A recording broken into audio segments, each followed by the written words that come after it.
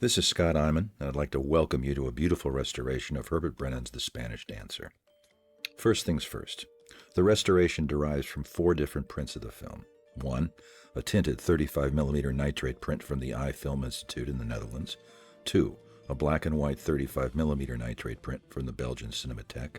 Three, a 16mm print from Photoplay Productions in London. Four, another 16mm print from Lobster Films. None of the prints were complete in themselves. The 16mm prints were of a cut-down version prepared for the home movie market, probably in the 1930s. That was the version I saw many years ago, not in the 1930s, I might add. The shooting script revealed that the Netherlands print contained about 64% of the original film, while the Belgian print was about 62% of the original. But luck was with the restorers. The missing scenes in the Netherlands print were in the Belgian print, and vice versa. What all this means is the film you're about to see contains about 95% of the material indicated in the shooting script. The opening scene and most of the location work was shot on the Lasky Ranch on the border of Hollywood and what became Burbank. The Lasky Ranch has a storied history of its own. It consisted primarily of rolling hills, a lot of trees, and some running water. The Lasky Ranch was where D.W. Griffith shot the battle scenes for The Birth of a Nation, where Rex Ingram shot the locations for The Four Horsemen of the Apocalypse, where Harold Lloyd shot The Kid Brother. The ranch was a popular location because in that era most of the movie studios were located in and around Hollywood, which meant in practice that they had small back lots. The primary exception was MGM in Culver City, where they had a huge back lot. But Paramount in 1923 was right by Hollywood and Vine, so if they needed locations for a picture that indicated open country, the Lasky Ranch was the go-to location. In 1952, the Lasky Ranch underwent massive regrading and was converted into Forest Lawn Hollywood. So, if you ever visit Forest Lawn with its acres of honored dead, you're also visiting the locations for a slew of famous movies. Two writers are credited for the screenplay, June Mathis and Beulah Marie Dix. Mathis did the first draft when the picture was planned as a vehicle for Rudolph Valentino. This assignment made perfect sense. Mathis had written The Four Horsemen of the Apocalypse, the Rex Ingram film that made Valentino a star, as well as The Conquering Power, a succeeding collaboration between Ingram and Valentino. After that, Valentino left Metro and Ingram and signed with famous players Lasky, where Mathis wrote Blood and Sand for him. But Valentino got into a dispute with famous players Lasky over artistic control of his films and walked out on his contract. At that point, famous players decided to go ahead with The Spanish Dancer, but shift the starring part to the female lead. At that point, Beulah Marie Dix was called in to do a new draft. There's Wallace Beery wearing the worst wig in the film, which is saying something. If you can get past Beery's wig, you're home free. It'll become obvious as you watch the movie that Pola Negri, the star cast as the Spanish Dancer, was a true movie star, because she holds her own against two of the most ruthless scene stealers in Hollywood history, Wallace Beery and Adolphe Menjou. In 1923, Beery's career was ascending to the always rare ranks of the character actor as movie star. He'd been working in movies since before World War I and gradually gained momentum with Douglas Fairbanks as Robin Hood in 1921, where he played King Richard. He picked up speed when he signed with Paramount and played a long list of dominating roughnecks, including William Wellman's Beggars of Life with Louise Brooks. Interspersed with those were low-budget slapstick comedies in which he was co-starred with Raymond Hatton. Beery's career kicked into high gear with Sound and signing up with MGM. Sound revealed a voice that matched up perfectly with Beery's screen character. He spent the rest of his life at MGM, where he became one of the most profitable stars on the roster. Beery wasn't popular around the MGM lot. Basically, he was a sourpuss who thought nothing of stealing furniture from the sets of his films. But Louis B. Mayer liked Beery's profits, if not his personality. As Mayer said, he may be a son of a bitch, but he's our son of a bitch. For Adolphe Menjou, 1923 was also a very good year. Besides The Spanish Dancer, he starred in Charlie Chaplin's A Woman of Paris. In A Woman of Paris, Menjou played a cheerfully amoral but likable boulevardier, which gave him the parameters of the screen character he would play for the greater part of the next 30 years, most prominently in a long series of starring comedies at Paramount. Guile would always be a prominent part of Menjou's screen personality, right up to one of his last performances as a corrupt general in Stanley Kubrick's Paths of Glory. Menjou's right-wing politics would gradually conspire against a full appreciation of his acting skills. But for Herbert Brennan, For Chaplin, for anybody that hired him, Monjou was always an asset. Intelligent, witty, forceful, but never over the top, except when the part called for it, as in William Wellman's uproarious film, Roxy Hart. The Spanish Dancer can be viewed either as a pure product of the studio system as it was gathering momentum, or as a companion piece to the collaboration between Ernst Lubitsch and Mary Pickford in Rosita, recently restored by the Museum of Modern Art. That's because The Spanish Dancer and Rosita are based on the same story material, and the two pictures were released within a few months of each other. They are very different pictures nonetheless. Rosita is a good movie, one that Pickford consistently underrated because of the tension between the picture Pickford wanted to make to satisfy the expectations of her audience and the picture Lubitsch wanted to make. By comparison, The Spanish Dancer is all of a piece. It's a straight star vehicle, and frankly, it's more of an audience picture than Rosita. Because Famous Players Lasky, soon to change their name to Paramount Pictures, was an extremely efficient manufacturer of commercial movies. The star of the picture, as I said, is Pola Negri, the recently arrived actress the studio had imported from Germany, where she rose to stardom in a series of mostly delightful comedies and dramatic spectacles directed by, wait for it, Ernst Lubitsch. There's a lot to unpack here, so let's get to it. To begin with, the source material for both The Spanish Dancer and Rosita is a play called Don Cesar de Bazan. It's a 5-act melodrama that premiered in 1844 and was based on a work by Victor Hugo. The play was well known because the title character had been played for years by Frédéric Lemaitre, one of the main characters in the legendary French film masterpiece, Children of Paradise.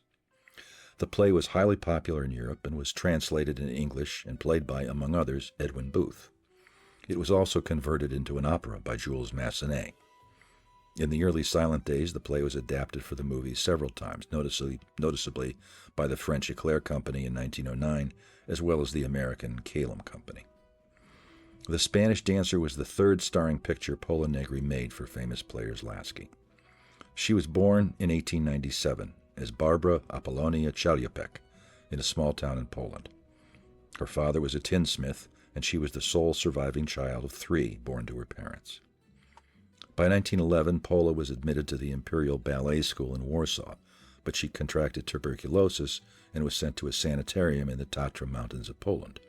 She was there for 3 months and spent a good deal of time in the sanitarium's library, where she became enthralled with the work of the Italian poet Ada Negri. She promptly adopted the poet's last name as her own. Tuberculosis had weakened her lungs, so she had to switch to a less physically strenuous branch of the theater, acting. She began making films around 1914, and from the beginning she projected a fiery, sensual temperament, which was an authentic component of her personality. This passionate approach to her work was part of her private life as well. Her big break arrived when she played the part of a dancing girl in a Berlin revival of Max Reinhardt's stage production of Sumarun, based on a story of the Arabian Nights. Also featured in the production were Emil Jannings and Ernst Lubitsch.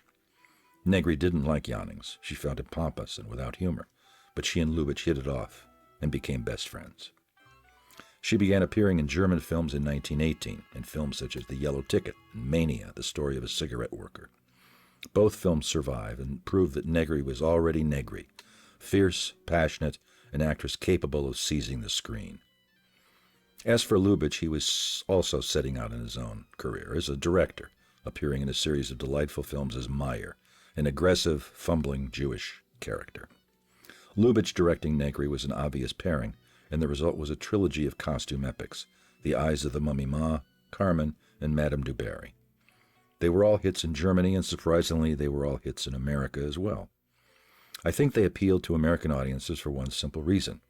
Americans hadn't really seen an actress like Negri before.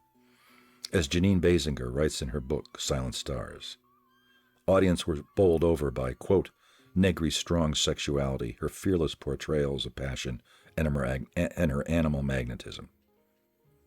Basinger goes on to say that she holds a viewer's attention, and she plays a fully developed character.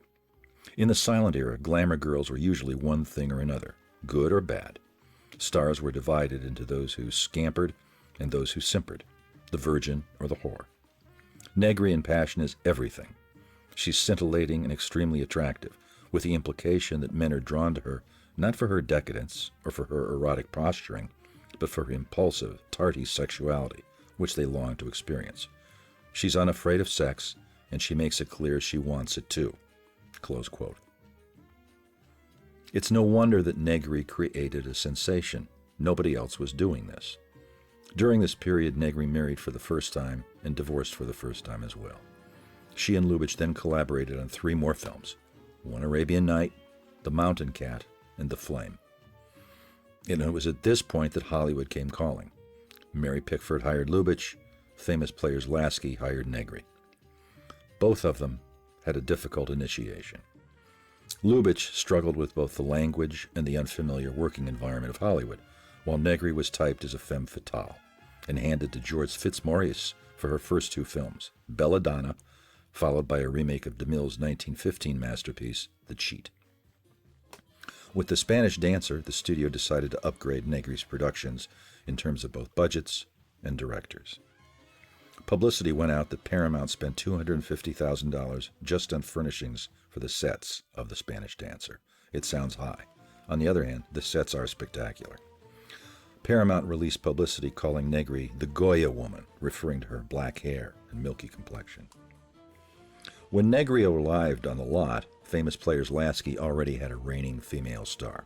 Her name was Gloria Swanson. There was a great deal of publicity around a supposed feud between the 2 divas. Audiences then and now are always eager to hear about an aura of off-screen tension between 2 movie stars. In this case, the catfights were supposedly literal. Photoplay magazine printed an item to the effect that Negri hated cats, while Swanson liked cats, and that Negri had ordered that all the strays hanging around the studio be gotten rid of. Swanson supposedly began feeding the cats just to irritate Negri. In fact, the catfight story was just a gag that got out of hand and was ginned up by the publicity department. For one thing, just how many stray cats could have been hanging around a bustling movie studio? Swanson and Negri weren't friends, but they weren't enemies either. When they both wrote autobiographies, they didn't have a bad word to say about each other. In many ways, they were sisters under the skin. Both of them had tempestuous private lives that had a way of getting in the way of their careers, and both of them believed implicitly in playing the part of the star off-screen as well as on. For instance, Negri bought a white Rolls Royce and would drive around Hollywood with white wolfhounds sitting on either side of her. Her chauffeur was also dressed in white. If it was raining, she wore black, although how the wolfhounds coped with the rain has fallen between the cracks of film history. Supposedly, Negri even had a pet tiger that was leash-trained, but that sounds like another whopper dreamt up by the publicity department. The problem with this kind of display is that it can easily obliterate the actual work of acting that it ostensibly supports. Hollywood was and is used to actors with attitude, but Negri took it to new levels. Harry Carr was a screenwriter and a writer for the fan magazines, and he described Negri as, quote, cruel, condescending, overbearing, humble, contrite, generous, sweetly reasonable, gracious with a charm that would disarm an ogre, disagreeable, ungracious, winning, forbidding. In other words, Negri is every kind of woman, according to the mood of the moment. Unquote. There are a great deal of similarities between Negri and Swanson. Both of their careers were essentially contained within the silent era. Swanson did have the astonishing curtain call of Sunset Boulevard in 1950, while Negri had to make do with working for UFA in the 1930s and a farewell spin with Walt Disney in the 1960s, playing a glamorous heavy in the Haley Mills vehicle, the Moonspinners. What is clear is that, unlike Swanson, Negri was given to displays of temperament on the set and wasn't particularly popular around the studio. Henry Hathaway was working as a prop man at Paramount before graduating to assistant director and finally director. Hathaway worked with Negri and said, quote, Pola Negri was a real character. She came on the set and there was a metal statuette of a peacock standing there. And she said, get that out of here. I explained that it had been in earlier shots and we couldn't move it. She yelled, I'm telling you to get the goddamn thing out of here. And I said, I'm telling you I won't move the goddamn thing. She picked it up and threw it at me, and it hit the wall behind me and broke into 1,000 pieces, and she yelled, fire him. She always talked about herself in the third person. She'd be looking at the rushes eating hard-boiled eggs and swilling stuff, and a close-up of her would come on, and she'd go, shh, isn't she beautiful? Look at those eyes. Then it would cut to a two-shot, and she'd go on eating eggs, hard-boiled eggs, dark bread, and a bottle of something. Close quotes. I miss Henry Hathaway. One of the more dubious pleasures of the silent era is noticing how many of the leading men hired to work opposite female stars had zero personality. This was no accident. In the silent era, producers were interested in showcasing the name above the title star. If the name above the title was a woman, they seemed to go out of their way to cast actors with no discernible personality, but who looked decent in a tuxedo. An actor named Eugene O'Brien made 11 films opposite Norma Talmadge, in spite of the fact that he's an utter void on the screen. Mary Pickford was also guilty of this from time to time. In Rosita, Pickford's version of the Spanish Dancer, her leading man's George Walsh, the brother of director Raoul Walsh. He's good-looking, but he doesn't hold the screen, and he has much less to do in the Pickford picture than Antonio Moreno does in the Spanish Dancer. This practice persisted somewhat into the sound era when bland actors like George Brent would routinely be called into service opposite high-octane divas such as Bette Davis. It began to lessen when MGM routinely cast powerful leading men, Clark Gable for instance, opposite equally powerful leading women, Joan Crawford or Jean Harlow. It doubled the erotic power of a love scene, and the practice of routinely casting a non-entity opposite a stronger star gradually fell by the wayside. Negri must have been a fairly secure actress, because her leading man in this picture actually has a personality. Antonio Moreno was born in Madrid and entered the movies very near their infancy, 1911. Before that, he'd worked on the American stage, opposite such luminaries as Constant Collier and Tyrone Power Sr. He started doing extra work at the Biograph studio and reputedly appeared quickly in D.W. Griffith's The Musketeers of Pig Alley and An Unseen Enemy with the Gish sisters. He even played Shakespeare. He was the first Latin movie star in America, before Valentino, before Ramon Navarro. Moreno was starred opposite Gloria Swanson, Marion Davies, and of course, opposite Clara Bow in her signature film, It. He stayed a star throughout the silent era, working with Garbo in The Temptress and with Rex Ingram in Mare Nostrum, that director's last great film. Unless you were English, accents were a problem in the early days of sound, and Moreno was no exception.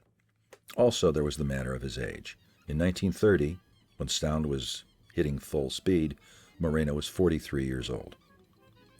His first sound films were opposite American stars. In Romance of the Rio Grande, he played the heavy opposite Warner Baxter, and in 1930 he made a movie called Rough Romance with George O'Brien, again as the villain. In the early sound era, before the advent of dubbing, Hollywood made alternate versions of their films for foreign markets. Generally, the film would be completely recast for French, German, or Spanish audiences. Other times, one or two of the primary actors would speak the language, while other parts would be recast with native speakers. So Moreno segued into playing starring parts for Spanish-language films, for Warner's, Fox, Universal, and Paramount. At Paramount, he made a Spanish version of the Benson murder case, a Philo Vance murder mystery that had starred William Powell in the English version. Of course, sometimes you don't win for losing. Moreno was criticized in Spanish newspapers because his Spanish had an American accent. Moreno was forced to admit that his accent was in fact Andalusian, not Castilian. Moreno also shot the Spanish version of The Cat Creeps, directed by Rupert Julian, who'd made The Phantom of the Opera. His co-star in The Cat Creeps was Lupita Tovar, who would marry the agent and producer Paul Kohner. In her memoirs, Tovar said Moreno's Spanish was rusty, but she said, quote, "He was charming and always looking out for me," unquote. In 1932, Moreno transitioned to directing in Mexico for a couple of pictures, then returned to Hollywood for more work making Spanish-language films at Fox. All that ended in 1935 when Fox merged with Darryl Zanuck's 20th Century Pictures to become 20th Century Fox, and Zanuck stopped production of Spanish-language pictures. After an unsuccessful film in Spain, Moreno returned to America in 1939, but he found little work. At the Margaret Herrick Library in Hollywood, there's a 1939 unemployment insurance form for Moreno. He had 2 jobs that year, one from Fox, one from Paramount. His total income was $1,416.67. After World War II, Moreno tried Mexico again, but he made only one film. Returning to America, his luck began to change. He picked up work in the lavish Tyrone Power swashbuckler The Captain from Castile and the Gary Cooper western Dallas.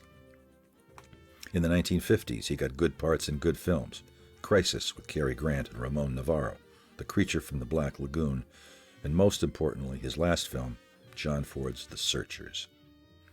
One of the most attractive things about Ford was his habit of providing parts for forgotten veterans of the silent era, Mae Marsh, Billy Burke, Moreno, among many others. Moreno's hair was now white, but he looked magnificent, and he'd retained the authority that a character actor needed to work opposite John Wayne. It's a crucial scene that leads Wayne's Ethan Edwards to find Scar, the murderer he's been pursuing for 6 years. And there's one in-joke in the script. The name of Moreno's character in The Searchers is Emilio Gabriel Fernandez y Figueroa, a conflation of two of Ford's Hispanic friends, the great cinematographer Gabriel Figueroa and the director Emilio Fernandez. Antonio Moreno died in Beverly Hills in 1967. He was 79 years old.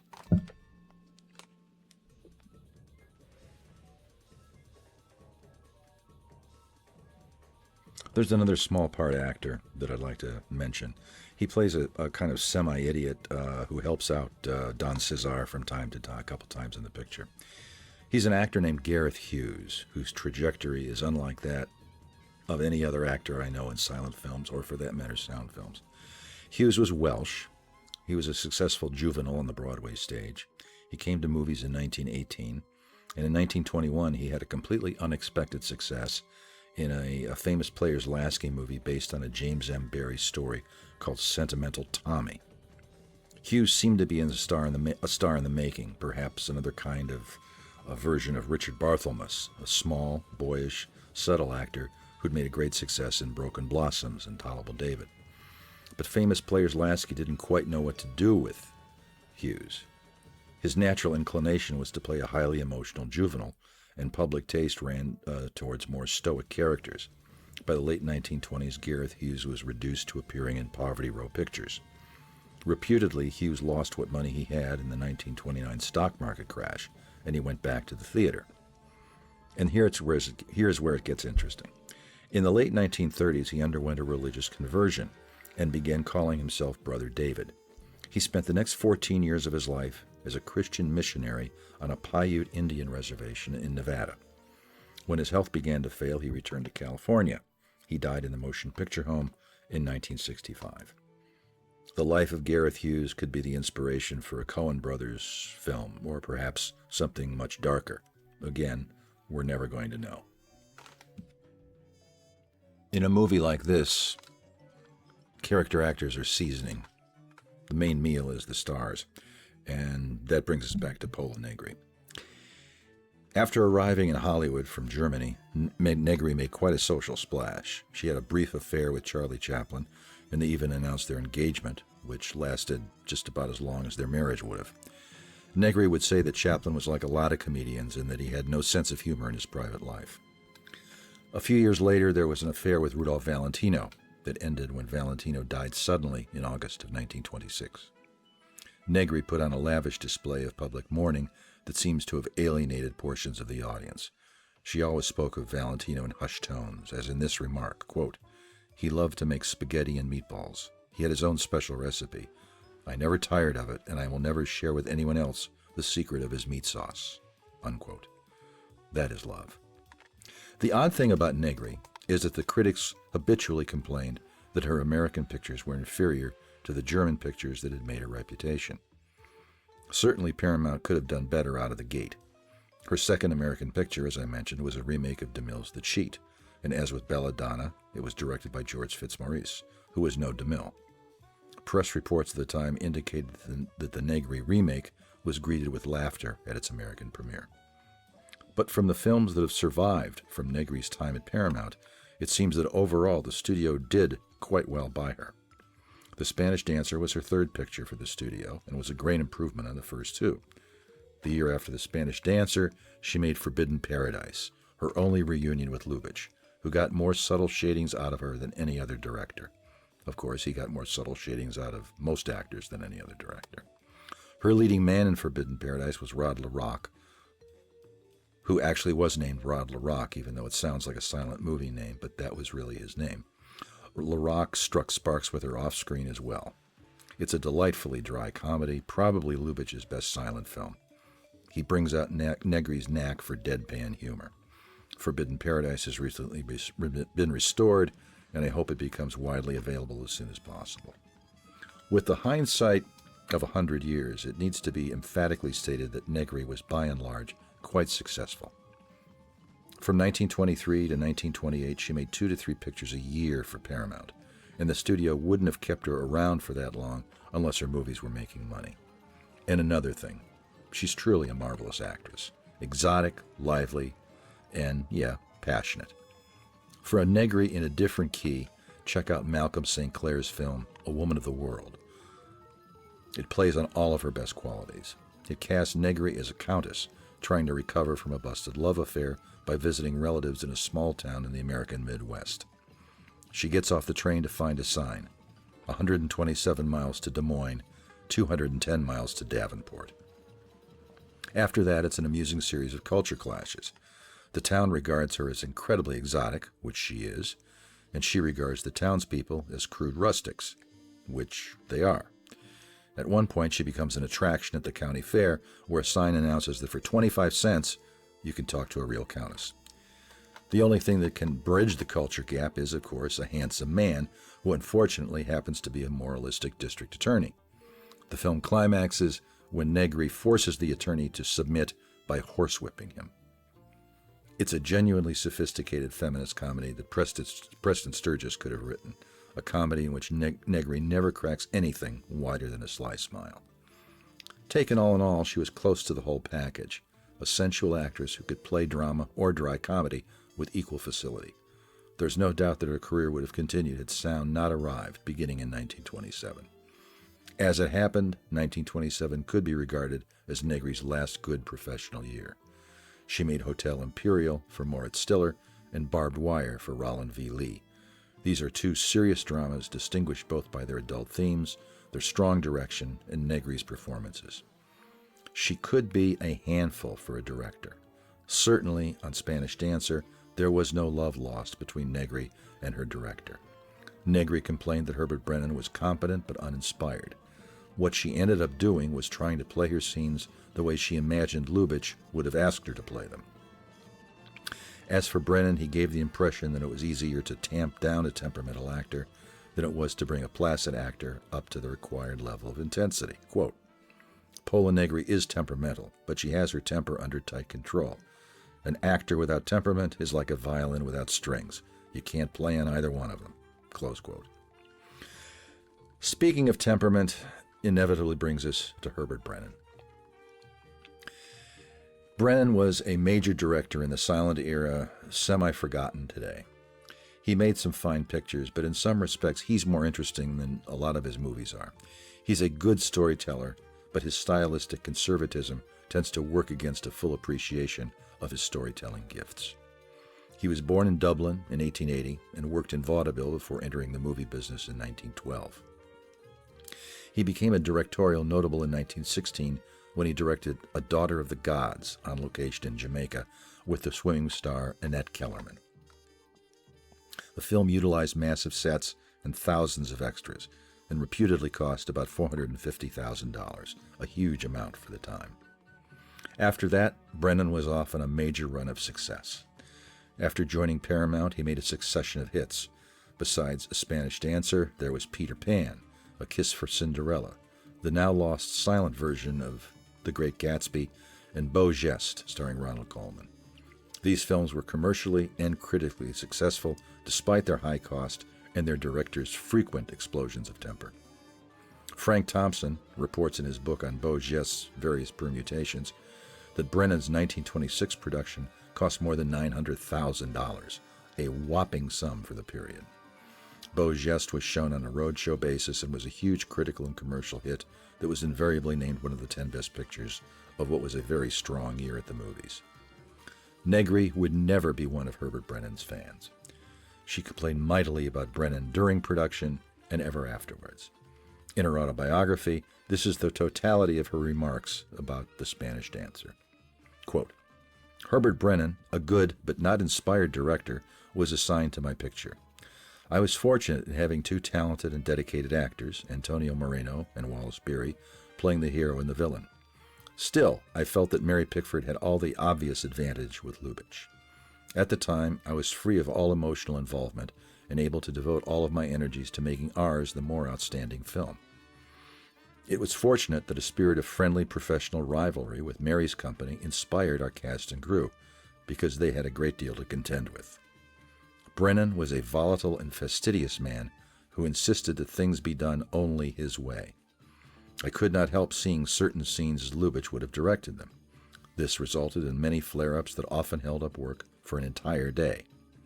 Despite this, or perhaps because of it, the film turned out so well that when both Rosita and The Spanish Dancer were released, it resulted in both a complete artistic and financial victory for Negri and Brennan. And yes, she indeed refers to herself in the third person. Negri's reviews for The Spanish Dancer were indeed good, but some felt the film failed to live up to its leading lady. Photoplay wrote, "After being wasted in Belladonna and The Cheat, Pola Negri comes back to her own in this picture. She is again La Negri of passion. She portrays almost every emotion conceivably and does each and every one admirably." The Film Daily said that the film would please anybody who liked, quote, colorful romantic pictures, and the star appears to better advantage here than she did in either Belladonna or The Cheat. But Pola is still not doing the big things that she did under Lubitsch's direction. Close quote. Brennan, as was his wont, demanded absolute control over the picture and in the performances. Supposedly, Brennan caused a scar on Negri's face. Antonio Marino was supposed to hurl a boot at her face, but a spur cut her close to her eye and demanded 12 stitches. And that, at least, was what the Paramount publicity department asserted. Brennan would stock out of Paramount after the great success of Beau Geste in 1926. The cause seems to have been a dispute over the budget for a movie Brennan wanted to make called Sorel and Son. It had been a best-selling novel, and Brennan wanted to shoot it on location in England, where the story took place. Jesse Lasky thought that was a needless extravagance, so Brennan left Paramount and took Sorel and Son to United Artists.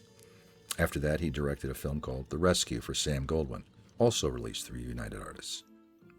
After making a picture called Lummox for UA, Brennan signed with RKO, which hailed his coming with ads proclaiming Brennan as, quote, one of radio's pageant of titans, a creator of drama that grips and invigorates.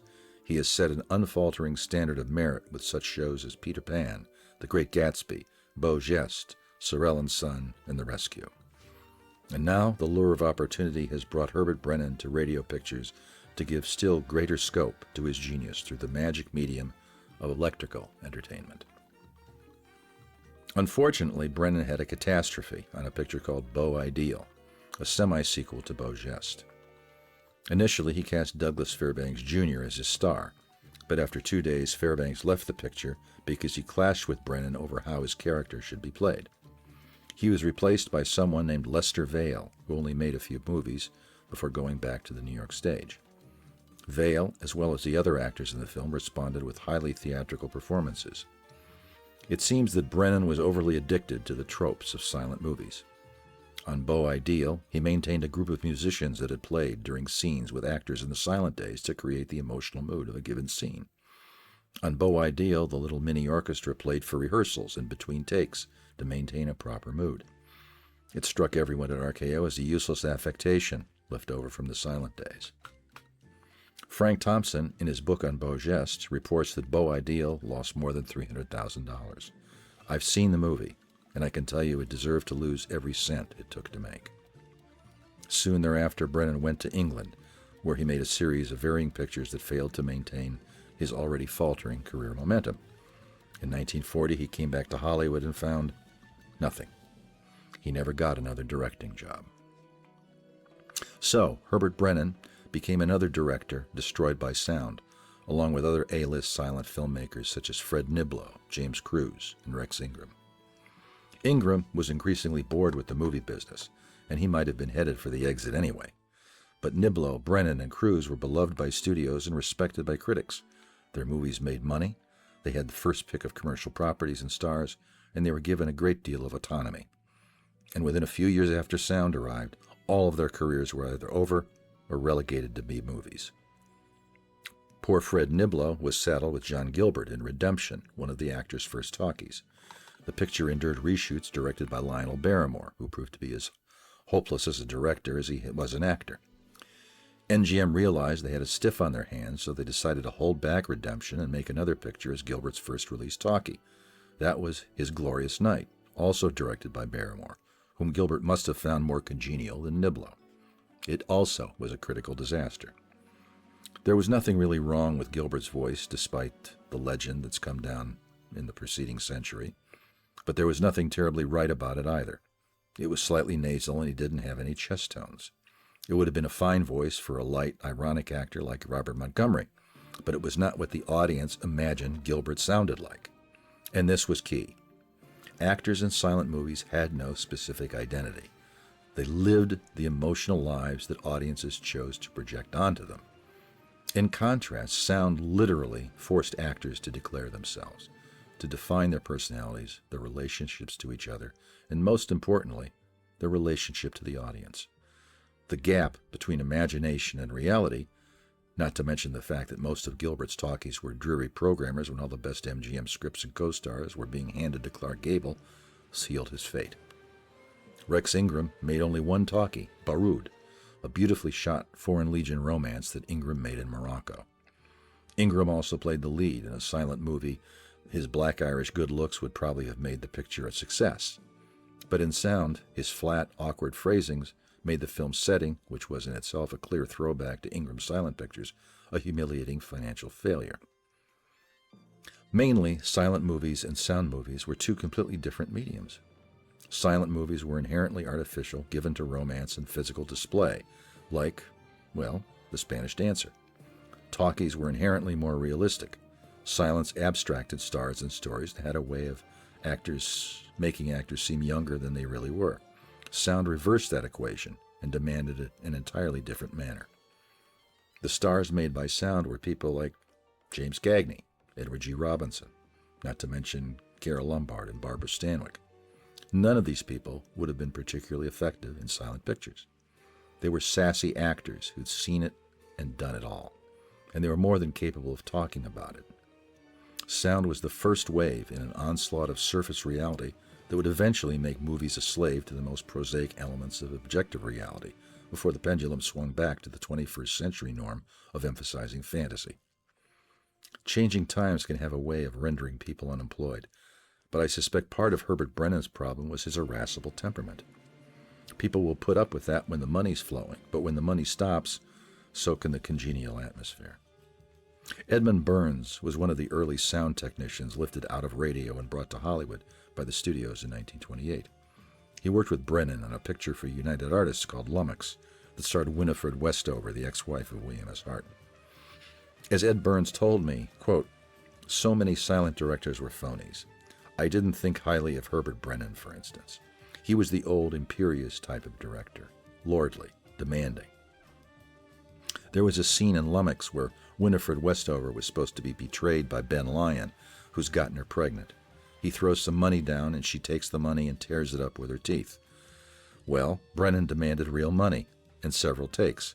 The poor prop man was going around borrowing money from the crew. It was the imperial syndrome of silent film directors." Close quote. Sound demanded a more fluid grasp of drama, if not of camera effects. The ideal studio director for sound would prove to be the equivalent of a solid rep company director, someone who'd get a script up and running with a sense of pace, whether the script itself was good, bad, or indifferent, and do it on time and with a minimum of introspection. I'm thinking here of Raoul Walsh. The dramatic affectations encouraged by the essentially pictorial, plastic nature of silent filmmaking now seemed ill-judged, if not outright absurd. Brennan's troubles with sound were duplicated by Negri, a veritable catalog of misfortune.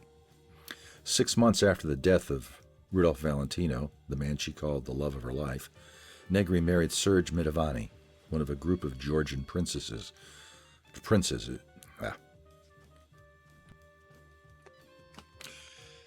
Brennan's troubles with sound were duplicated by Pola Negri, a veritable catalog of misfortune. 6 months after the death of Rudolph Valentino, Negri married Serge Midavani, one of a group of Georgian princes whose careers consisted of marrying heiresses and movie stars and then separating them from as much of their money as was possible. Serge Midavani's brother David had married Mae Murray, the star of Stroheim's The Merry Widow, and that marriage served as a blueprint for his brother's marriage to Negri. Marrying so soon after the death of the man that Negri had proclaimed the love of her life provoked a bad taste in the mouths of the fans who had liked her. Midavani hung around as long as the Paramount paychecks kept flowing and were able to finance his lavish gifts to his wife that were purchased with her money. And then came sound. Negri, like other foreign-born stars, such as Vilma Banky and Emil Jannings, had an accent, and her English was considered insufficiently articulate for American sound pictures. Negri, Banky, and Jannings were all cut loose by Hollywood studios in very short order after sound rushed in. And then Pola Negri discovered she was pregnant. She moved with her husband to a chateau in France, where she miscarried. Naturally enough, she grew depressed. In response, her husband grew restless. This was not the life he'd bargained for. The stock market crash in 1929 reduced Negri's net worth by a considerable amount, thus completing the process that Midavani had begun. They divorced, and Midavani again went on the hunt. He married an heiress. In 1936, he was playing polo in Palm Beach when his horse collided with another mount. Midavani fell off his horse, and as he was getting up, his horse kicked him in the head, and that was the end of Serge Midavani, thereby preserving the net worth of innumerable heiresses. The rest of Negri's life was basically a series of catch-as-catch-can adjustments to circumstance. The New York Times reported that the IRS was coming after her for nearly $69,000 in back taxes from 1924, 25, and 26. The truth was that Negri never recovered her finances after the marriage to Midavani. After Paramount cut her loose, she went to England, and specifically to the island of Jersey, to make a movie called The Woman He Scorned, a silent film made in 1929. Negri played a prostitute, Warwick Ward played her pimp. When Negri falls in love with a lighthouse keeper, complications ensue. There was a happy ending. It was too little too late, and it seems never to have been released in America, which is telling. She did attempt an American comeback in 1932 in a film for RKO called A Woman Commands, with Basil Rathbone as her leading man. It was designed to replicate the Negri that had made such a hit in the silent days. She played a woman who falls in love with an army captain and drops him when she finds out he's bankrupted himself to win her. She becomes a famous dancer in cabarets when a king, played by Roland Young, also falls in love with her. It was very much the mixture as before. It could easily have been made as a silent film 5 years earlier.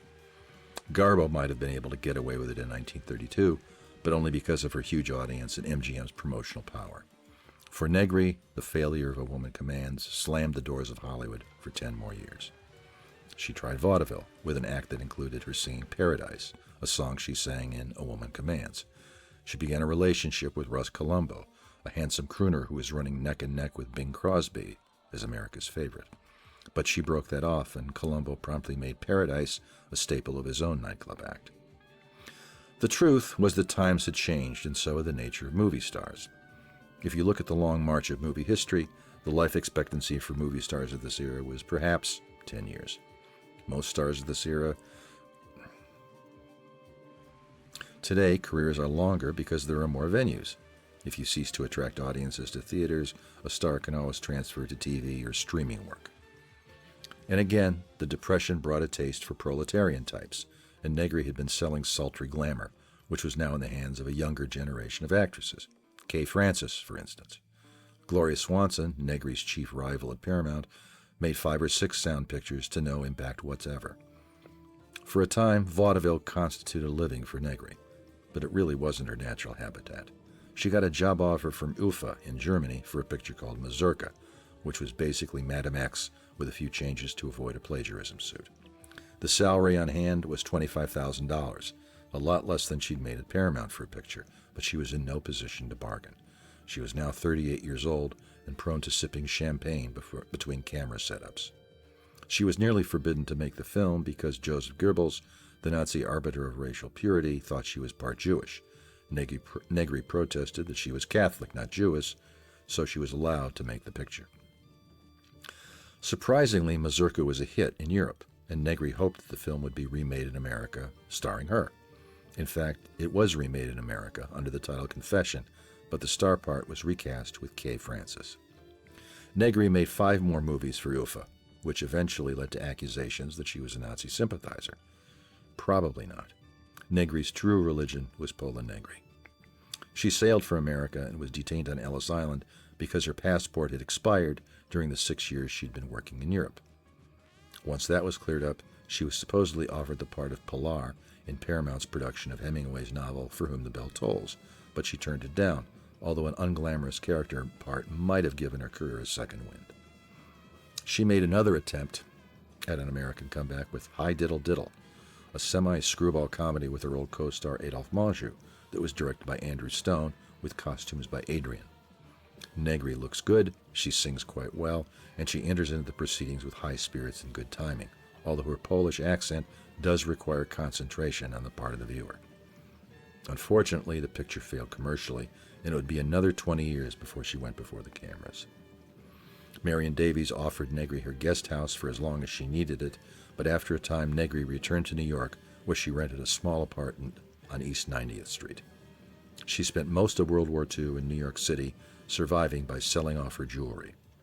Pola Negri, one of the great stars of the silent era, was now just another near-indigent, middle-aged, out-of-work actress trying to survive in New York City. It was at this point that she reconnected with Margaret West, whom she'd known years before. West was a recently retired radio host with an independent income. It was Margaret West who provided Negri with a lifeline. Negri became an American citizen in 1951, and the two women lived together for the rest of West's life, first in Bel Air, later in West's hometown of San Antonio. As one friend of Negri's said, quote, Pola was a very good Catholic, went to church every Sunday and celebrated Easter. That's the one thing she took seriously. Otherwise, she did everything the Catholic Church doesn't want you to do. Margaret West died in 1963 and provided for Negri in her will. That same year, Negri went back before the cameras for the first time since Hi Diddle Diddle, when Walt Disney offered her a part in a Haley Mills vehicle entitled The Moonspinners. Negri played a roguishly entertaining jewel thief who leads a cheetah around on a leash. It was an exotic role custom-tailored for her by Disney, who had adored her silent pictures. Quote, I've survived 2 wars, 4 revolutions, and 5 marriages, Negri intones, only a slight exaggeration of her real life. With that final success behind her, Negri retired to San Antonio. She went to church every Sunday, received the key to the city, went to New York City twice a year to see friends and catch up on the latest films and plays. She lived the rest of her life there, writing a book entitled Memoirs of a Star that is possibly even more flamboyantly dramatic than her actual life. Supposedly, she was offered the part Ingrid Bergman eventually played in Vincent Minnelli's last film, A Matter of Time, but turned it down because of failing eyesight. She smoked long cigarettes, she voted Republican, she gave generously to cultural charities and to the Catholic Church. And, as before, she generally wore either black or white, never any colors. Please don't write that I'm old, she told one writer. Just say that all my dear friends are dead. When she was in the hospital during her final illness, a doctor was reading her medical chart, and he obviously didn't recognize her name. You don't know who I am? She asked. Norma Desmond couldn't have summoned any more hauteur. When Pola Negri died in August 1987, she was 90 years old. It's quite a life. She was buried at Calvary Cemetery in Los Angeles alongside her mother and Margaret West. You'll have noted the cameraman on this picture, James Howe. This, of course, is the legendary James Wong Howe. He was only 24 years old when he shot The Spanish Dancer. He was born Wong Tung Jim in China, came to America as a child, and eventually got a job in the camera department at famous Players Lasky. As he told me, it was the mandate of the studio that every camera used in production needed to be disassembled, cleaned and oiled, and then reassembled every night. What this meant in practice was the cameras being used on location or late-night shoots often didn't reach the camera department until long after the dinner hour. After Howe disassembled and reassembled each camera, it was often past 11 p.m. when the last streetcar ran. This meant that Howe had to sleep at the studio. He didn't mind. He'd find a bed on a set or in the prop room and go to sleep. Famous Players Lasky was in the heart of Hollywood amidst orange groves. Howe would wake up in the morning to the intoxicating scent of oranges. It struck him as both appropriate and enchanting. For Howe, this encapsulated the romance of the movies. The work was hard and demanding, especially if you were as single-minded as James Wong Howe, but the compensations were remarkable, and they all transcended money or prestige. Howe's genius as a cameraman was singular. Many in the industry thought he became the very best at what he did, surpassing even Greg Toland. Toland's deep focus style was not appropriate for every picture, and the pictures Toland shot in the conventional shallow focus style of the period were often indistinguishable from other top cameramen. Howe didn't really have a specific style, and he didn't really believe in a specific style. He customized his visual approach to the demands of the story and of the director. As he explained, shooting Martin Ritt's hut with the majestic landscapes of a John Ford Western would have been a catastrophic mistake. The washed-out skies of HUD gave the images a bleakness reflected by the characters and by the story. Howe became more than a camera technician by shooting stills of Mary Miles Minter, famous players Lasky's version of Mary Pickford. Minter had very light blue eyes that tended to wash out in the orthochromatic film in use at the time. Howe used a piece of black velvet for her to stare at while her close-ups were being shot. The velvet reflected in her eyes and gave them a dark cast, and Howe was immediately hailed as a young genius. He was promoted to assistant cameraman to Alvin Wyckoff on some Cecil B. DeMille pictures. Howe liked DeMille personally, but he thought he was too commercial. Howe told me that DeMille insisted to Alvin Wyckoff that he had paid a lot of money for his sets and he wanted them brightly lit so the audience could see every square inch. Howe was soon promoted to first cameraman, where he was snapped up by Herbert Brennan. You will have noted by this time that throughout The Spanish Dancer, the camera never moves. There are no tracking shots. There aren't even any panning shots. All movement of the actors and all the movement of the plot is done through either cutting or titles. It's a slightly airless style that was typical of Brennan, whose visual style could best be described as conservative. This was unusual for Hollywood heading into the mid-20s, when movies really began to move, physically as well as visually. It was a time when the camera got off the tripod and onto the dolly, but not in Herbert Brennan pictures. Shortly after The Spanish Dancer, he made Peter Pan with Betty Bronson, and after Peter Pan, he made Beau Geste with Ronald Colman. Both pictures were hugely successful, and both were made with the same utilitarian visual aesthetic. In Beau Geste, a slow tracking shot down the row of dead legionnaires propped up on the fortress wall would seem to be the obvious as well as the most visually effective choice, but Brennan contented himself with a very modest pan. Yet Jimmy Howe liked Brennan because his style somehow managed to work, and because within the limitations of his staid use of the camera, he was willing to take pains with lighting, as is shown in a lot of the photography in the castle of The Spanish Dancer. It must be pointed out that all of Brennan's pictures of this period were dramatically as well as commercially successful. Howe's photography of The Spanish Dancer is not so much ahead of its time as it is a perfect example of high-end lighting of its time, a style that would soon be altered by the next iteration of visual style brought to America by F.W. Murnau. Despite Brennan's temperament, James Wong Howe was quite fond of him. Of course, within the industry, Jimmy was also thought to have been distinctly tempestuous temperament. As far as Jimmy was concerned, it was just a function of what amounted to his perfectionism. They maintained their friendship all of Brennan's life. Howe told me that in the 1950s, Brennan was completely forgotten and living in a small apartment on Santa Monica Boulevard. Howe would occasionally visit him and bring lunch for two.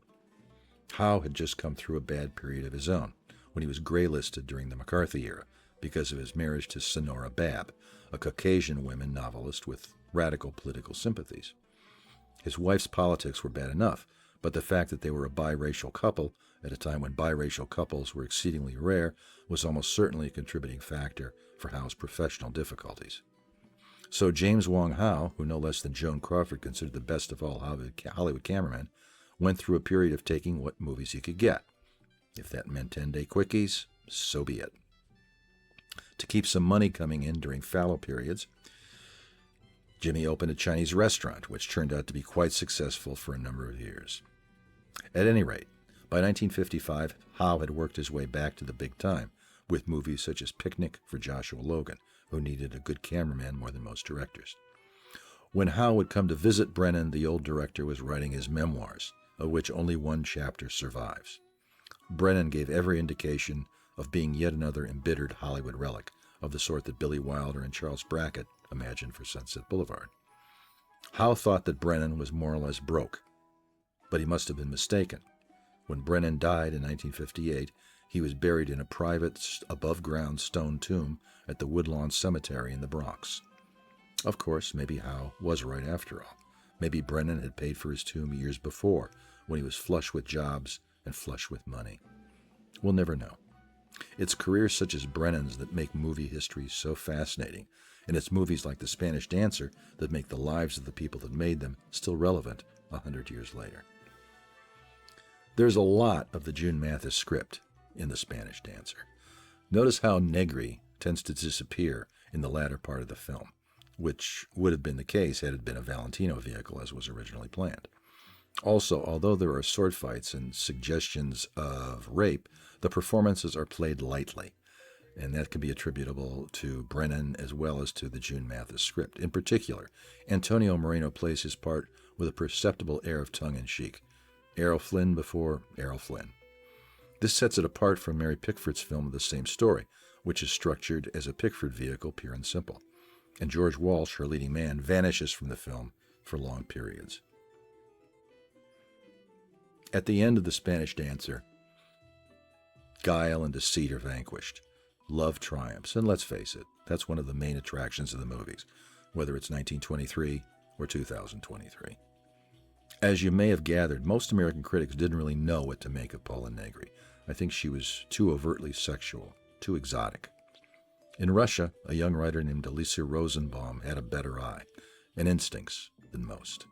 She'd come to America and become known as Ayn Rand, the proponent of an unfortunately influential philosophy that became known as objectivism. She always loved movies, and she seems to have understood Paula Negri. This is Ayn Rand writing in 1926. Paula Negri is atypical. She cannot be stereotyped. She is Paula Negri only.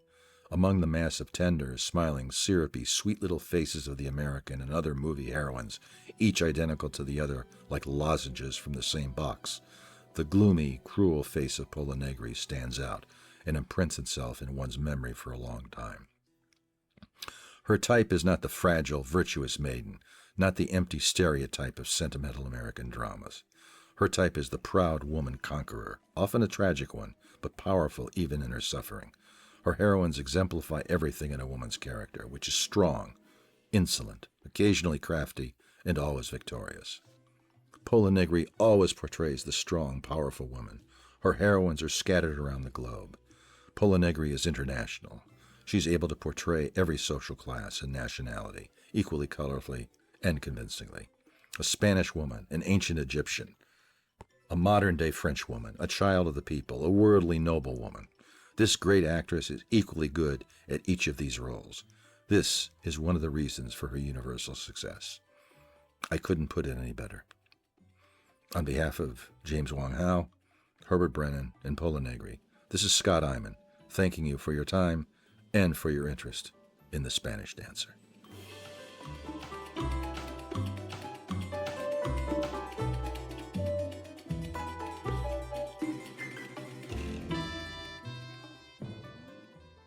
My name is Naima Prevost, Professor Emerita at American University in Washington, D.C.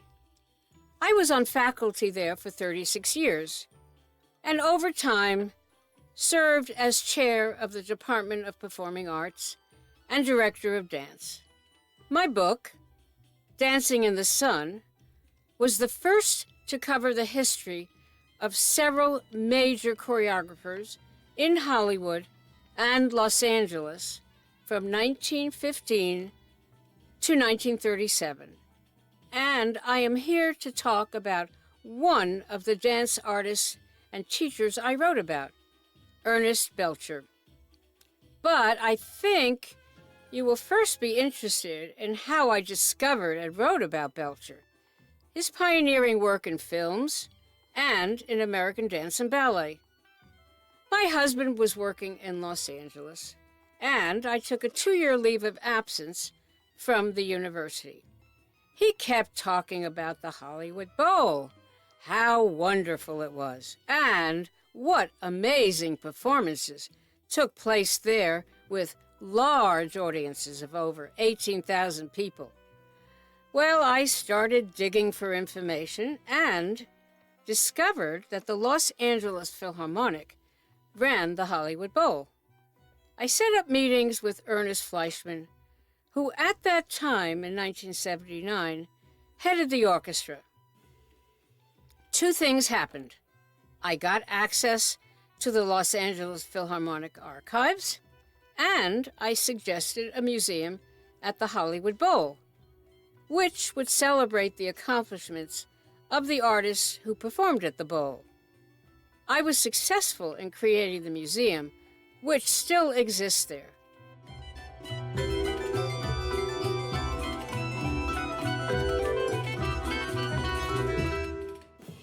And so, back to Ernest Belcher. It turned out he was a pivotal figure in the early movie industry and an equally important figure in the development of American ballet. And now, I'm delighted to share my discoveries with you and celebrate his contributions to the Spanish dancer.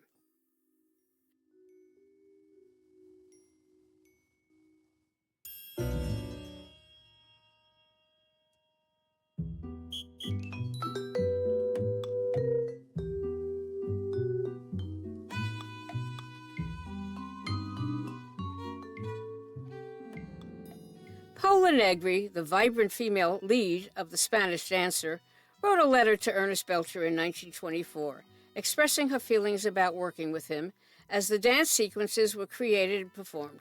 Quote, "My dear Mr. Belcher, it is with warm appreciation that I write these few lines of a happy association with Mr. Belcher while planning the dances which are so in evidence in my latest picture, The Spanish Dancer. Quiet and unassuming, yet an artist showing strength and decision in his work, backed by a technique of unusual excellence, a studio reflecting refinement and happiness, one can easily find the reason for his popularity and success, both in the theatrical picture world, developing talent which in short time is undoubtedly going to place Los Angeles in the front ranks as Mecca of the dance. A continued success for such a conscientious effort is the wish of Paula Negri," end quote.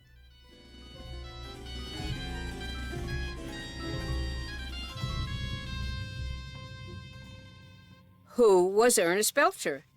His name is not on the original list of those involved in this film, and his name was also not included in other silent films where his choreography was an essential part of the movie. The dance scenes and dances in The Spanish Dancer are vibrant and important in our visual and narrative experience. Belcher is masterful in his ability to have Negri as the Gypsy Maritana dance with softness and power at the same time. Her dances are virtuoso in a quiet way, as her torso, feet, head, hands move with clarity and determination, but also make her part of the total scene.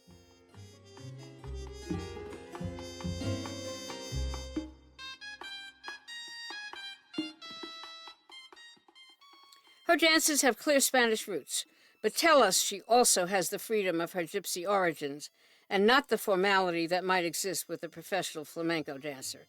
The groups of dancers who perform with her are arranged in fairly simple patterns, but in ways that allow the camera to capture their grace and flow and the sense we get of their pleasure in moving and our ease in watching.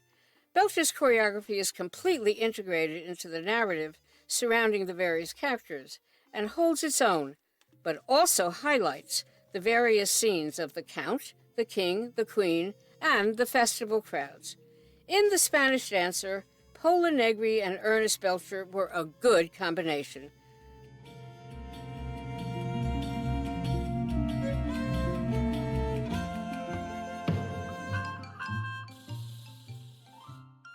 Born in Poland as a young person, she auditioned and was accepted into the Warsaw Imperial Ballet.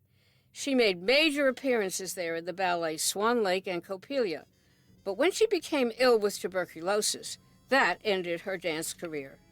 After recovering from her illness, she entered the Warsaw Academy of Dramatic Arts and became an actress.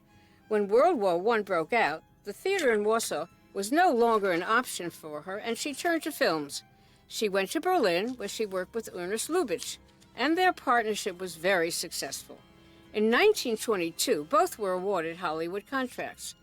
When Belcher worked with her in 1923 on this film, he clearly found her dance background very valuable and utilized it very effectively.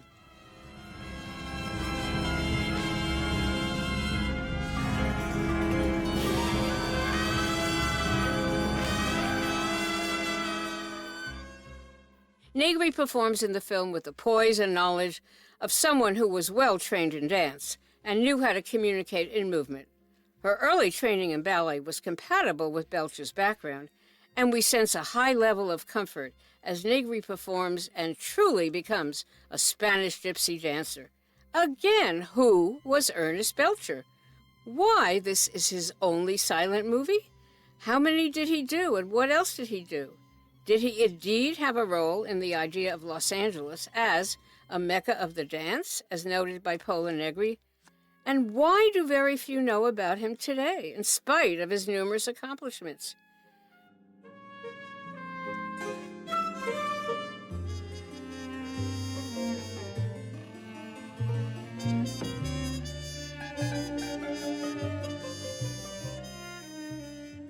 Belcher was a teacher, choreographer, and mentor to many in Hollywood from 1915 through the 1940s.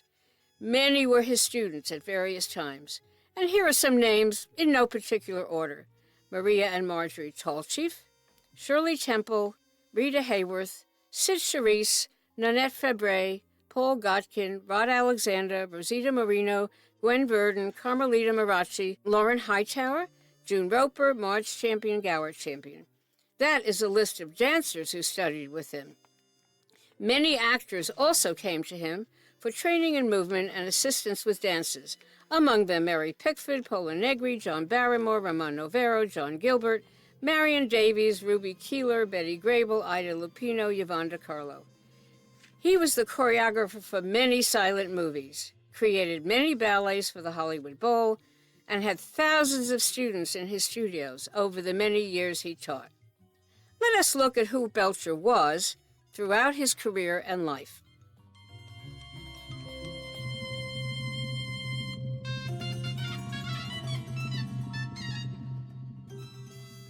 Ernest Belcher was born in London's Chelsea district, June 8, 1882, and as a youth had no exposure to theater or dance.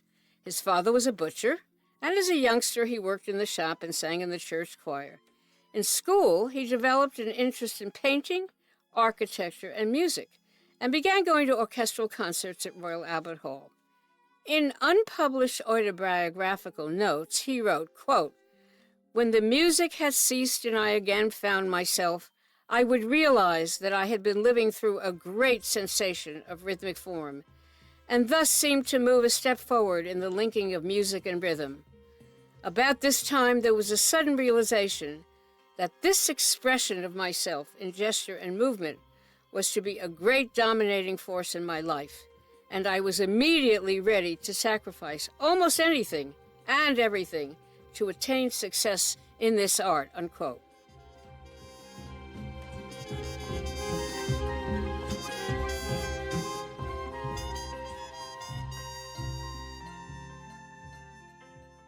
In 1898, 16 years old and determined to find out about dance, Belcher began searching for a teacher. A young person wanting to study dance seriously was at a great disadvantage in England during the late 19th century and the early years of the 20th. No school or permanent company existed where the ballet traditions were nurtured and handed down from generation to generation, as was true in Russia, France, and Denmark. Teachers were primarily interested in preparing their students, most of them women, for the popular theater. Ernest Belcher began his study of dance with Ethel Payne, a member of the Go Bang Girls, 4 women who performed in music halls. Belcher's family disapproved of the new direction in his life, but he persisted. He sought out Francesca Zanfredi, who had danced at the Empire Theater and was known as a fine teacher. At that time, Belcher also left his parents' home, took odd jobs, and often spent money intended for food, car fare, and laundry on his ballet lessons. In his biographical notes, he wrote about this period, quote, "It became necessary to deprive myself of everything except the barest necessities of life in order to pay for my lessons.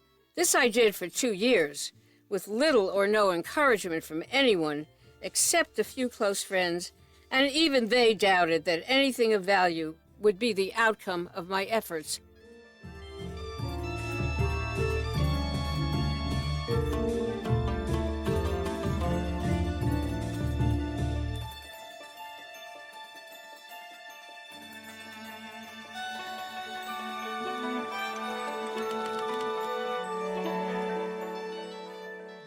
Dance had become Ernest Belcher's passion, and he started taking lessons with Alexander Genet, who came from a distinguished ballet family.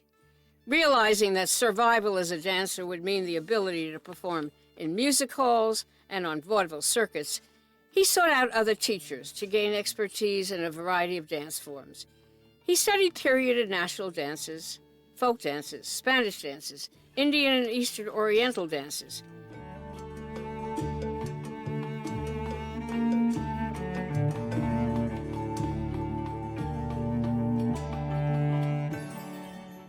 In 1909, at the age of 27, he made his debut at the famous Alhambra Theatre in London as part of a revue. In 1910, he got a job in the famous Haymarket Theatre in London in a production of the work by Maurice Maeterlinck, The Blue Bird. He stayed with this production for 17 months, touring the entire British Isles. He then went on to head his own acts on the music hall circuit, and through 1914 he had performing arts partnerships with several women. One of the more important facets of his career between 1910 and 1914 was his early involvement with films.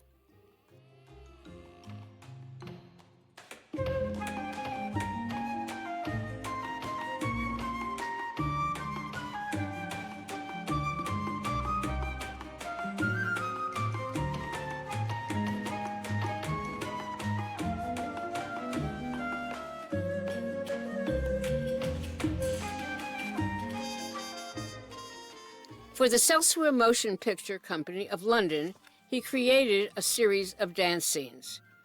Ernest Belcher was ready for new adventures by 1914, and he joined a group called the Golden Dancers, which was preparing to tour America. The group arrived in New York sometime in August 1914, just as World War I was breaking out in Europe. Belcher seems to have made the decision not to return to England shortly after arriving in this country. His main source of employment after working with the Golden Dancers during late 1914 and part of 1915 was an engagement with the Keith Orpheum Circuits to present his own act.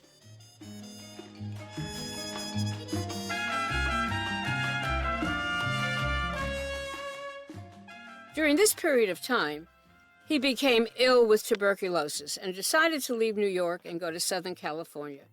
There were two major factors in this decision, which was to become a significant turning point in his life. The weather was better for his illness, and having worked with movies in London, he was intrigued by the idea of being in Hollywood and trying to work with movies there.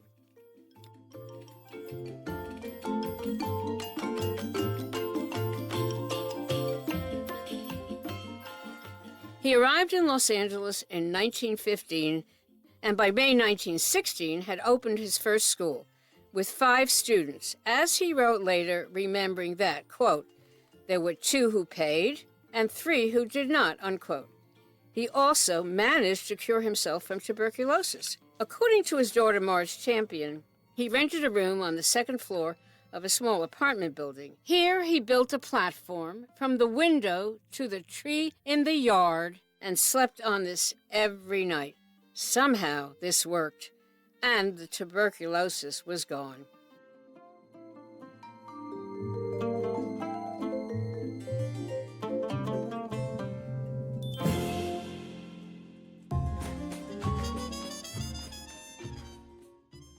When Belcher arrived in Los Angeles at the age of 33, it is likely that he began to dream of a more stable existence and saw possibilities in both teaching and working for the new film industry.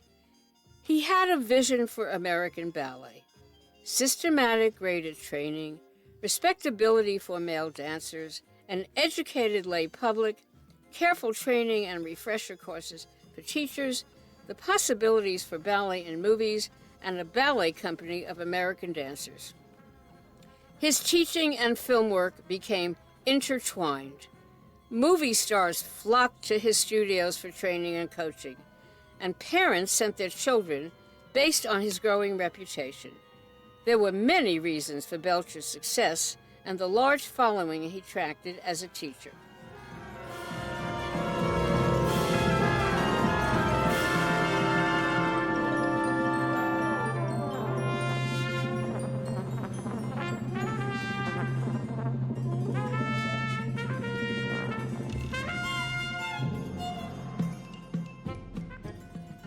For serious students, he offered the opportunity of a systematic graded training and the financial incentive of movie work.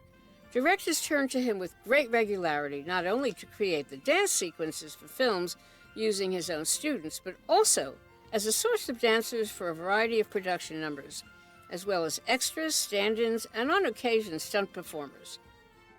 Movie stars came to his classes and hired him for private lessons, as he had the ability to train them quickly, both in ballet fundamentals and in the specific requirements of a particular movie or dance sequence.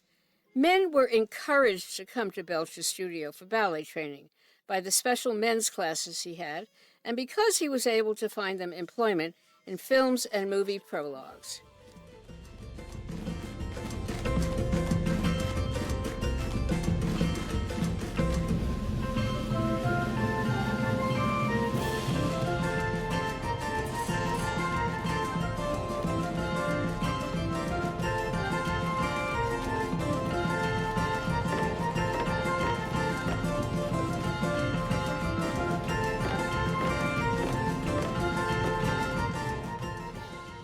Belcher began working for the movies in 1918 and was soon doing well financially. By 1922, he was able to build his own studio building. This facility, located at 634 West 15th Street in Los Angeles, housed a large studio of 3,600 square feet, as well as a balcony for stage mothers. There was an adjoining hall with a stage and excellent dressing rooms and costume facilities. By 1928, Belcher had over 2,000 students, a faculty teaching tap, acrobatics, physical culture, modern dance, hula, ballroom, and Spanish dance, and a business manager.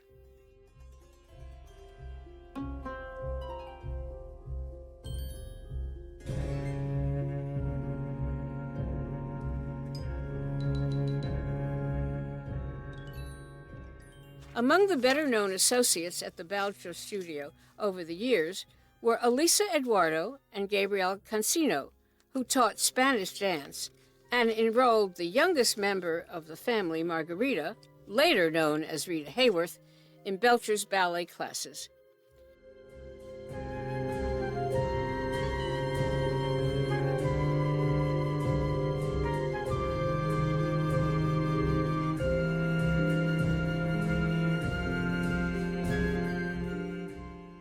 Belcher was so well known and so important to the movie and dance communities that in 1931, Cecil B. DeMille built him a 3-story studio of 36,000 square feet, located at 607 Southwestern Avenue in Los Angeles. Belcher had worked on many films with DeMille, and the school was valuable as a source of dancers and as a place to send actors for coaching and training. Belcher occupied the studio until 1955, at which time it changed hands. That studio still exists and is now the Westmore Dance Studio, focusing on a large range of ballroom dance.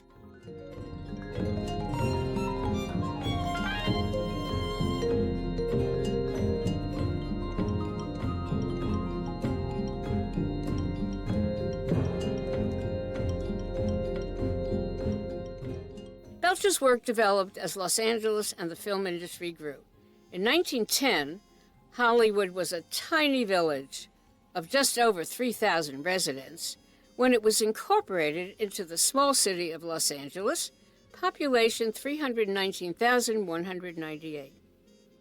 In 1911, the first movie studio was created in Hollywood by the Horsley brothers. In 1915, the important American dance innovators Ted Shawn and Ruth St. Denis opened their Denishawn School, and great dance artists such as Martha Graham came there as young students. Gradually, other choreographers and teachers came to Los Angeles. Theodore Kozlov, who had worked with the impresario Serge Diaghilev, made his first movie in 1917 and opened a school in 1919.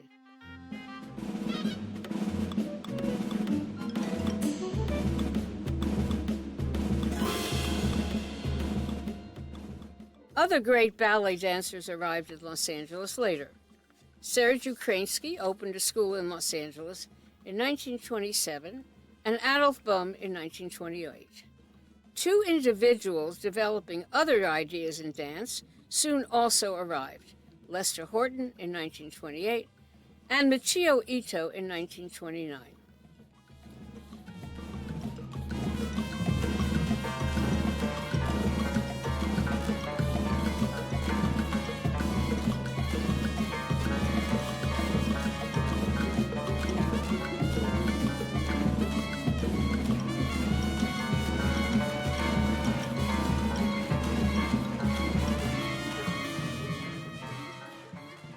Making money in the movies was an attractive idea, and housing and land were cheap.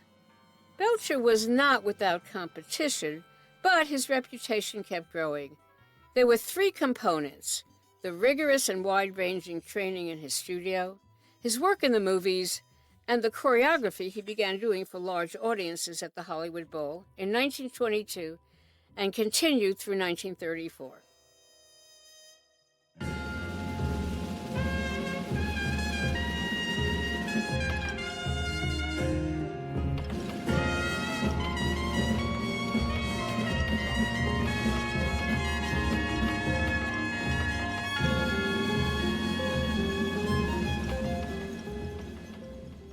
Ernest Belcher's involvement with Hollywood films began in 1918 when he worked with Cecil B. DeMille on We Can't Have Everything, produced by famous players Lasky. According to newspaper articles on Belcher written when his large studio was opened, by 1931 he had been involved in over 200 movies. Belcher's film work ranged from instructing actors how to behave in a way appropriate to the period, such as how to bow in Regency style for Beau Brummel in 1924, starring John Barrymore, to extended dance sequences, as in The Spanish Dancer in 1923, and in 1925, Phantom of the Opera with Lon Chaney. Belcher also staged the dance numbers for The Jazz Singer in 1927, the movie that spelled the end for silent films and revolutionized the industry. After 1930, the only films on which he is known for certain to have worked were the Greta Garbo Frederick March Anna Karenina in 1935 and Shirley Temple's Little Princess in 1939. For Temple, he staged a full dance sequence, and for the Garbo March film, he seems to have been primarily a movement coach.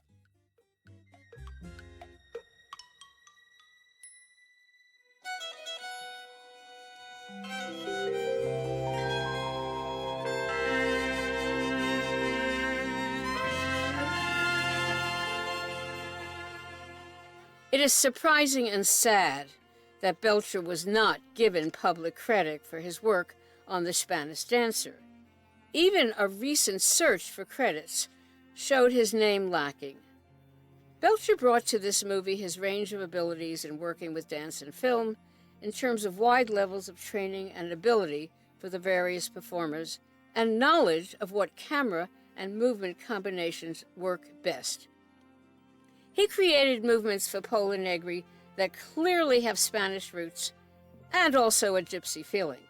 Her torso bends and twists with clarity and elegance, and her feet tap the floor in simple but defined patterns. He achieves both a sense of discipline and abandon in her dances. And although she's often surrounded by many in the dance scenes, Belcher placed her in space so that we could always see her clearly, and the others provide a contrapuntal background. The movements for the groups of dancers are simple but strong. The spatial patterns that Belcher establishes are meant to work with various camera angles.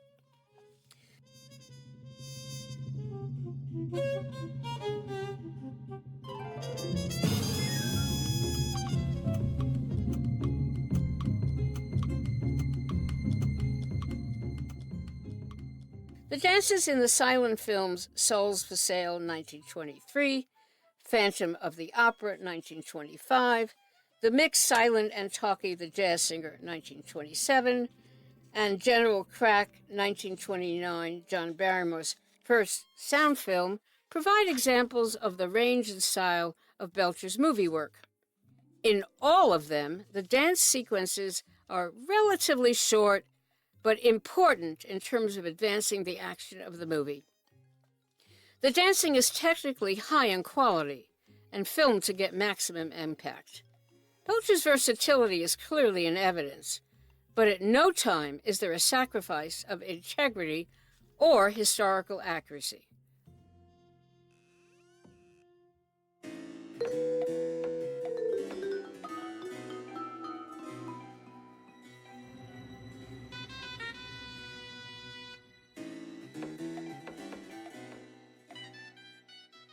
For Souls for Sale, directed by Rupert Hughes, Belcher created 3 dance sequences that show the wide variety of dance numbers he was called on to stage for films. The first takes place in a music hall. The few women seen on the stage are somewhat seedy, but do their kicks and turns quite competently. The 3 watching the show are all crooks, trying to outwit one another by each claiming to be something they are not, and the music hall scene illuminates their shabbiness. The next dance scene in this movie takes place in an elegant restaurant where there is social dancing. Eleanor Broadband, as the heroine, whose first name is Remember, has just become a famous movie star. As the fashionably dressed dancers foxtrot, the importance of the occasion and the social status the heroine has achieved are established. In the last part of Souls for Sale, Remember is seen playing a circus performer, doing a sequence of backbends, turns, and promenades appropriate to her role.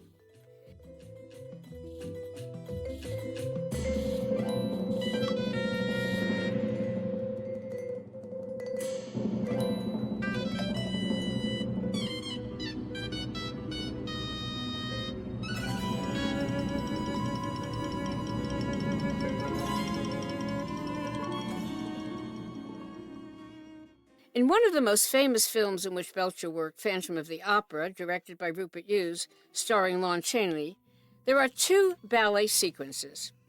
These occur on stage at the Paris Opera as the action is seen unfolding in both the auditorium and behind the scenes.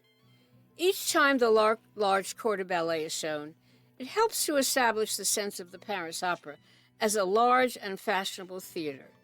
The dancing is not complicated, consisting mostly of the corps doing simple unison movements, either side to side or forward and backward. But the camera has captured all of the bodies, and the effect is strong. In 1925, the newspaper publicity heralded these sequences as the most spectacular ballet dancing ever seen in movies. Given the history of dance in Hollywood films at this point in time, the presentation of a formal ballet segment with no excuses and no frills was important. Belcher made other contributions to this film. There's a great deal of group movement and exceptionally telling gestural activity.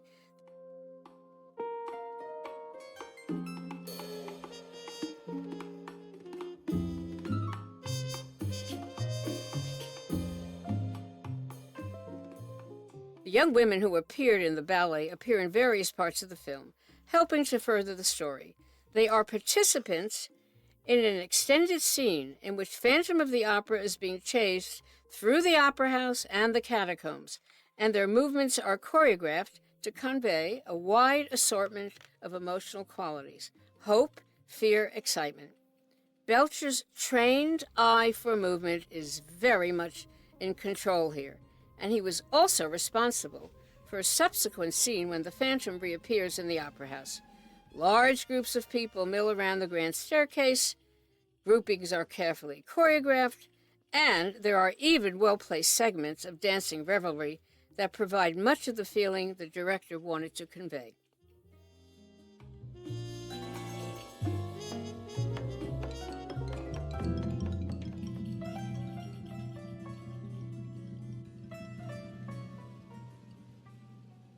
In The Jazz Singer, much of the film was silent, but there was a pre-recorded score, and Belcher created 4 dance scenes, utilizing his knowledge of vaudeville and popular theater.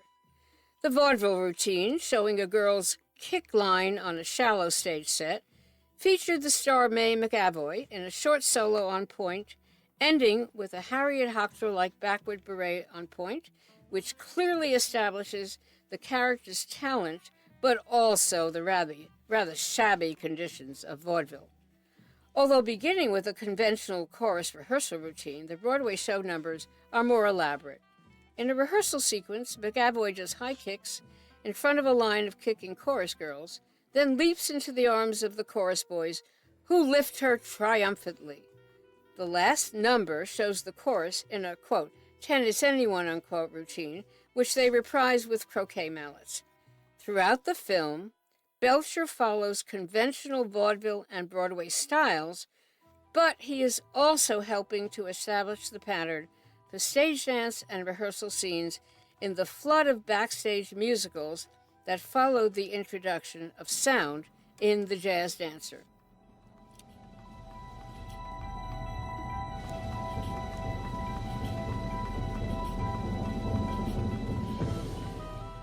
As a result of such imitations, these numbers look more routine to modern audiences than they would have seemed to audiences in 1927. General Crack, directed by Alan Crosland, shows Belcher working with very different material, this time using both humor and satire.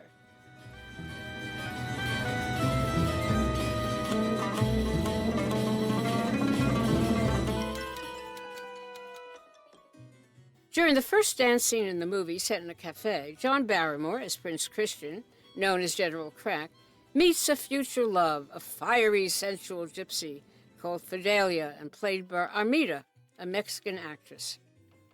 She performs a Spanish dance. The steps of this solo are designed to show her wit, elegance, sensuality, and passion, and thus give credibility to the ensuing scenes of love, betrayal, and revenge. The action in General Crack later moves to the Archduke's Ballroom in Brussels, and we are given a sense of the grand late 18th century environment through Belcher's staging of a large number of couples dancing the minuet. Marion Nixon as the General's other love, the Archduchess Maria Louise, and Laurel Sherman as Ludwig are shown in their aristocratic milieu. In a later ballroom scene, Belcher staged a large number of couples dancing a minuet. In a second ballroom scene, Belcher wittily focuses on a stout, elderly couple who, as they dance, show us their slyness and delight in intrigue by their gestures. Although Barrymore is not involved in any dancing, it seems probable that Belcher coached him in the correct ways of walking, bowing, and standing in a style appropriate to the period.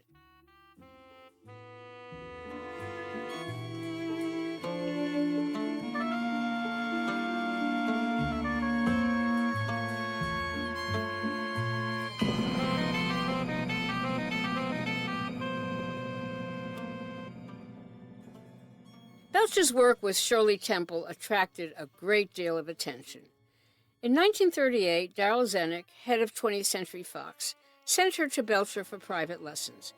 His school catalog from that year had a long article about his private lessons with Shirley Temple at her home. Quote, significant of the high esteem in which Ernest Belcher is held by the motion picture industry is the fact that Mr. Darrell Zanuck, Chief Executive Officer of the 20th Century Fox Film Corporation, has entrusted to his careful guidance the professional dance training of the delightful little star Shirley Temple. Mr. Belcher arrives at the Temple residence at 8:30 each morning, and ballet claims Shirley's immediate attention. But work, center practice, positions of the hands and feet, graceful movements of the hands, and back bends comprise the first half of the lesson, gradually developing into little dance steps which she adores.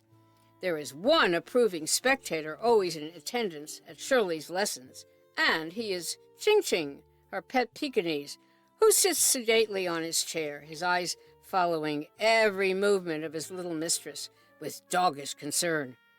On one occasion, when he seemed particularly engrossed in her work, Shirley smiled at Mr. Belcher and said, quote, Ching Ching is fascinated with my feet, unquote.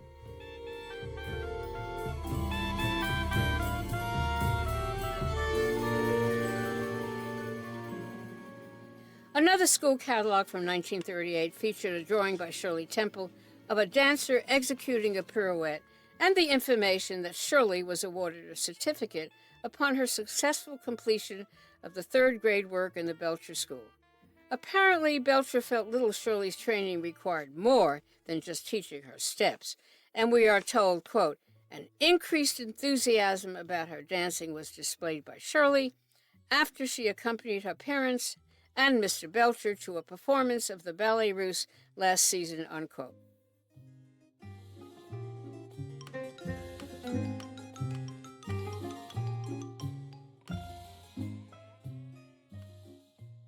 The first time Shirley Temple's work was shown on screen was on February 17, 1939, in the press preview of her first Technicolor film, The Little Princess. In the dream fantasy sequence, in which the impoverished and ill-treated little princess visualizes herself dancing with the ballet, 16 of Belcher's students functioned as the core around her, dressed in filmy white with gold wigs and bouffant skirts.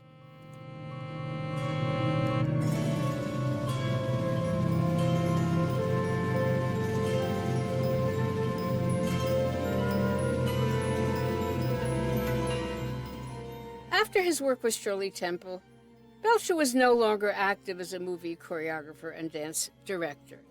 There were probably many reasons for this. The movies were now talkies, and the studios began hiring Broadway dance directors like Albertina Rausch, Busby Berkeley, and Sammy Lee for their musicals. Belcher had no interest in expending the energy necessary to compete against these people. In addition, there were new teachers and choreographers active in Los Angeles who were very interested in film work as a good source of income. Lester Horton, Michio Ito, Serge Ukransky, Theodor Kozlov, Benjamin Zemach, Adolf Bohm.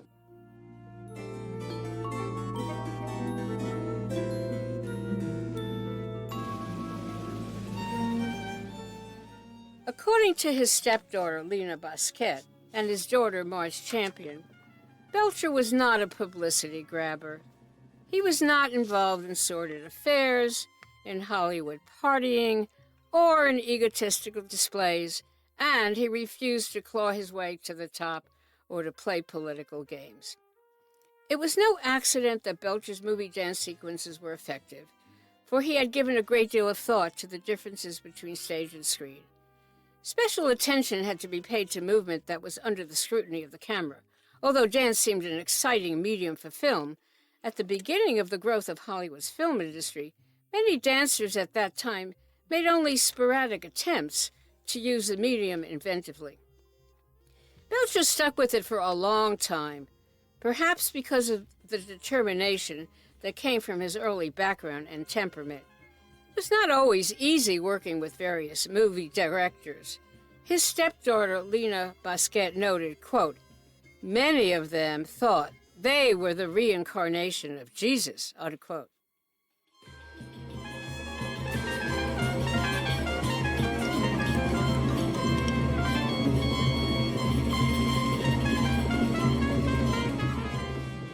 Movie-making conditions in those days were very primitive. Long hours, dirty bathrooms, less than perfect space, and often impatient, antagonistic attitudes on the part of the directors. By the late 1930s, Belcher was happily settled into a routine, and his studio was enormously successful. As a teacher, he only had to answer to himself and could set his own standards. Despite the large numbers of students who flocked to his studio, throughout his teaching career, Belcher maintained a consistently high level of expectation. By 1922, he was already known for the disciplined and sequential training offered through his 8-grade system.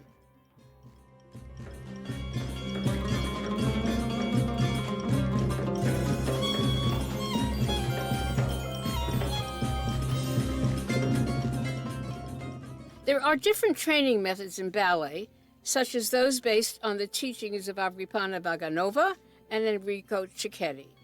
These are different ways of organizing and presenting ballet material. Belcher was trained by teachers who followed the methods established by Italian dancer and ballet master Enrico Cicchetti, and he based his own teaching on the same methods, although he also brought in other teaching ideas. In America, there is a Cicchetti Council, which supervises those who want to use that methodology through syllabi and testing.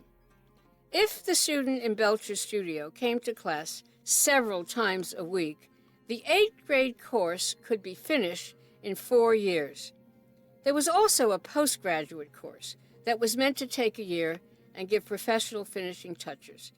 Teachers were not neglected in Belcher's campaign to improve and develop ballet in America. A very important part of his work was the Teacher's Normal course, held every summer for 1 month. Teachers came from all over the country to participate and learn.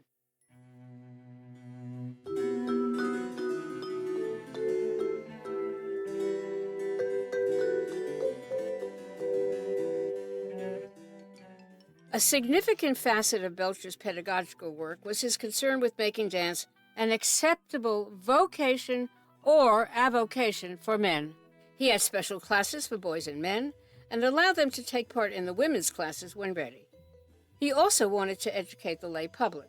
With this in mind, he published ballet lessons both in the daily newspaper and in a small book of his own. In 1924, the Los Angeles Record published 21 consecutive lessons for the interest of the general public. In 1927, Belcher published his own Basic Principles of Dancing, a book of 23 progressive lessons. In a 1935 radio interview, he talked about ballet and invited questions from the audience. In 1931-32, he wrote a monthly series about ballet and teaching in The American Dancer. Ernest Belcher closed his studio in 1955 at the age of 73, having mentored, taught, and directed several generations of students. In 1965, when he was 83, Belcher was honored at a special ceremony. In attendance were the dance innovator Ruth St. Denis and Belcher's daughter Marge Champion with her then-husband Gower Champion, who had gone on to significant Broadway fame. He never forgot Belcher's influence on him and recalled how his life had been changed by this man, who was his teacher, mentor, and father-in-law. Quote, "I first met Mr. Belcher when I was 13 years old. He had seen me do a ballroom dance in a school production at Bancroft Junior High. He said to my mother at the time, 'That boy should study seriously. He has it.' And for the rest of my life to now and beyond, I have had it and him as two of the touchstones of my life. Proud, erect, autocratic, mischievous, I can see him now in movement, in my heart," unquote. It is interesting to note in watching The Spanish Dancer and reviewing his accomplishments that in 1925, Belcher was given the title Dance Director of Movieland. In 1986, while writing my book and gathering research about Belcher, I corresponded with his stepdaughter, Lena Basquet. In finishing this presentation, it is fitting to quote her memories. Quote, "It is not difficult to remember that my stepfather, Ernest Belcher, was one of the gentlest human beings I have ever known. He hardly ever raised his well-modulated voice and spoke with a British accent that matched his impeccable manners and was rather an oddity in those early days in raw and rowdy Hollywood during the first quarter of this century. Because Ernest was not the type to push and shove, would not play the Tinseltown game of chicanery and underworld tactics. He never achieved the renown that he richly deserved as a choreographer and producer of magnificent dance sequences. I firmly believe that if Ernest had taken on the exotic Russian label and played the social scene of the Golden Age, wildlife of Garo Gunch and Burbank Bacchanalia, he would have become more famous and monetarily successful. Ernest Belcher made enormous contributions to dance in America, both in his movie work and in his teaching. We are fortunate to see the work of Ernest Belcher in The Spanish Dancer, and many thanks go to all those involved in restoring this wonderful movie.